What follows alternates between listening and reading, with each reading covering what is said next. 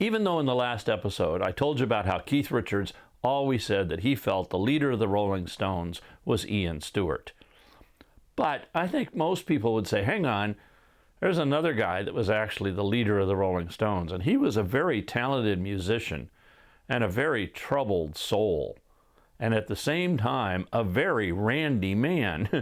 Between 1958 and 1965, he impregnated 7 women and had 6 children.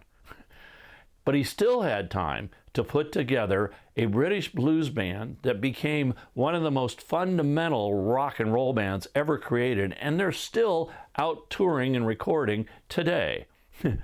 So are you ready? Okay then, let's paint it black. Let's drop the needle on the short life of the leader of the Rolling Stones, Brian Jones.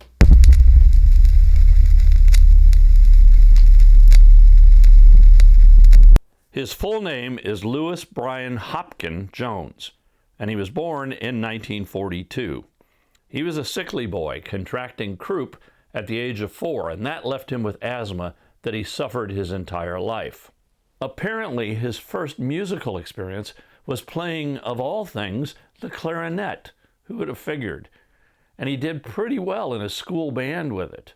But he actually preferred blues music and jazz music. When he was 17, his parents presented him with his first guitar, an acoustic guitar, and Brian was smitten. He took that guitar everywhere and played at clubs and figured this was a way to meet women. And women seemed to be attracted to him. And Brian certainly responded. In 1958, a young Brian Jones fathers his first child, but he doesn't stick around long enough to even know what the sex of the child is. And till today, that child has never came forward and said that he is the offspring of Brian Jones. The very next year, Brian fathers another child by another woman, who then gives the child up for adoption. Brian couldn't be bothered. He's out playing his guitar, busking around the streets of London.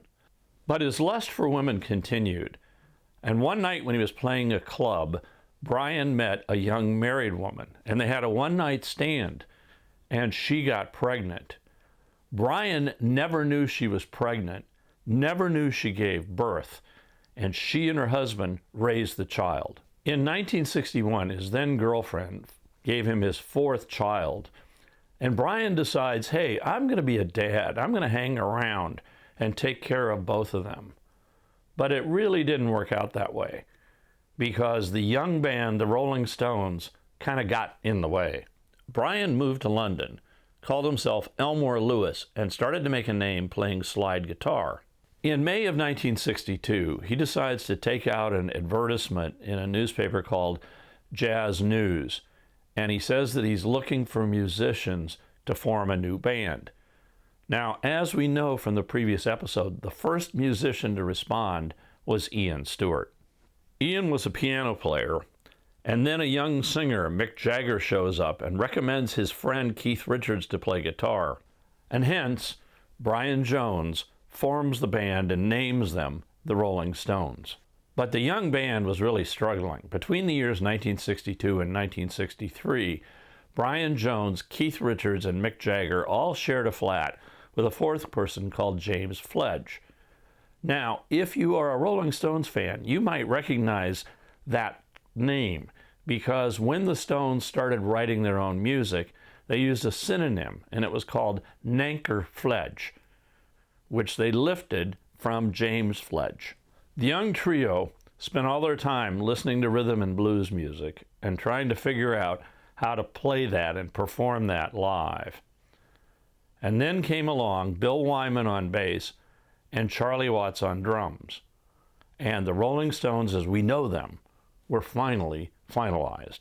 Brian sets himself up as the leader and demands that he gets paid £5 more than any other member because he is the leader, which of course does not set well with the other members of the band. Brian could play almost any instrument handed to him: guitar, sitar, dulcimer, harmonica, keyboards, and saxophone. And he wasn't shy introducing any of those instruments to the band. The Rolling Stones hired a young man, Andrew Loog Oldham, to be their manager. And besides kicking Ian Stewart out of the band, as we've already discussed, Andrew tells Brian that he can't be seen in public with his girlfriend and fourth young son. So Brian leaves them, and the girlfriend says she never received a penny from Brian Jones. But Brian likes the ladies, so then he gets together with a young woman called Linda Lawrence, and she fathers a son. But again, Brian can't be bothered. Now, Linda Lawrence ends up marrying another musician who is Donovan Leitch, and together they raise the young son, calling him Julian Leitch. Meanwhile, the dynamic inside the Rolling Stones continues to change. Andrew Loog Oldham, their manager, decides that they have to write their own music, and he tells Mick and Keith that is their job. And at the same time, Andrew takes on more and more managerial duties, and as a result, Brian Jones is pushed to the side. But that doesn't stop Brian cavorting with the ladies, and sure enough, he gets another one pregnant. And this time the manager, Andrew, steps forward and pays her £700 never to tell her story. In 1965, the Stones are starting to make a name for themselves. They're getting pretty big. And Brian meets a young German model. Her name is Nico. And he gets her pregnant. And she has an abortion. But interestingly enough, they stayed friends. And as a result, Brian introduces Nico to Andy Warhol, who then decides that she should be in the band, The Velvet Underground.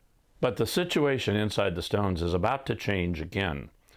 In 1966, while they are on tour, Brian starts a relationship with Anita Pallenberg. Now, it's a pretty tempestuous relationship, and Brian gets violent with her a number of times.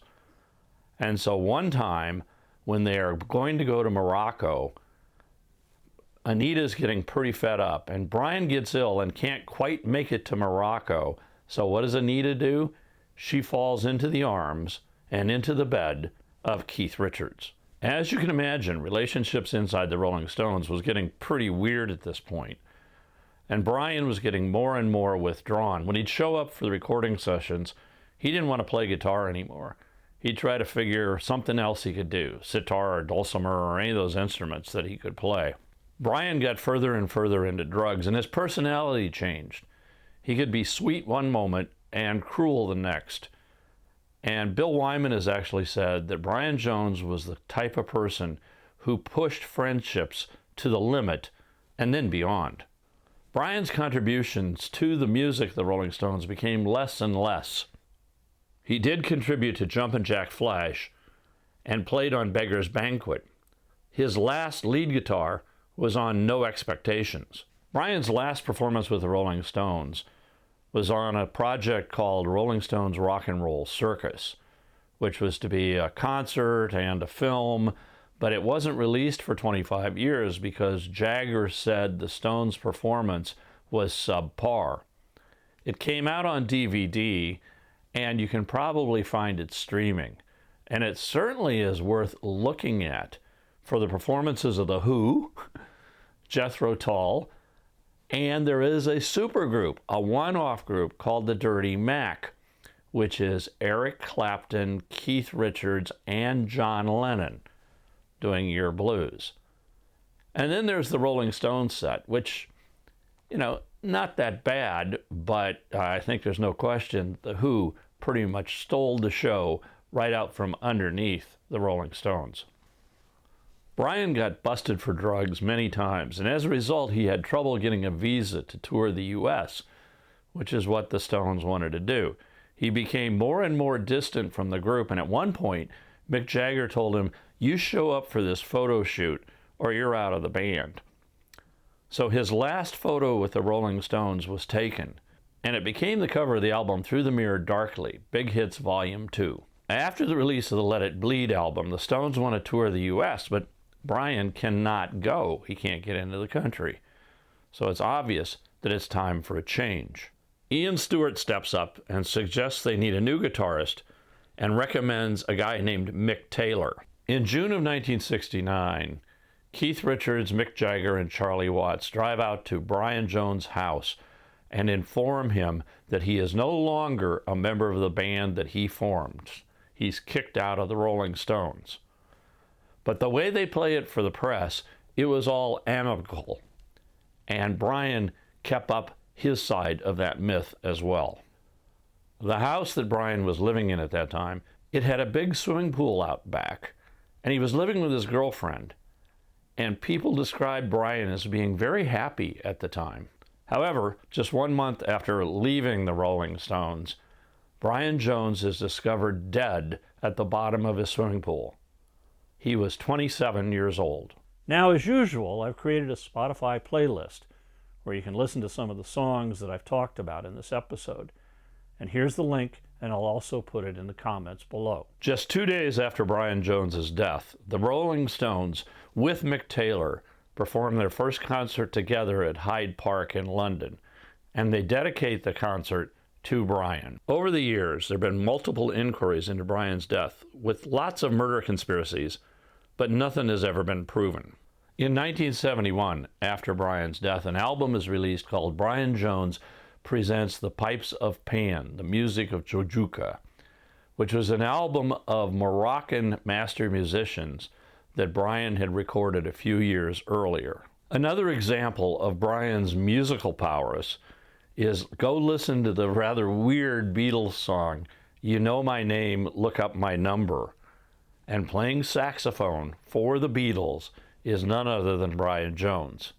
So even though he was a randy man, a troubled man, he was a gifted musician and certainly helped form the Rolling Stones and helped make them what they are today. So thanks, Brian, for all the memories, and thank you for watching.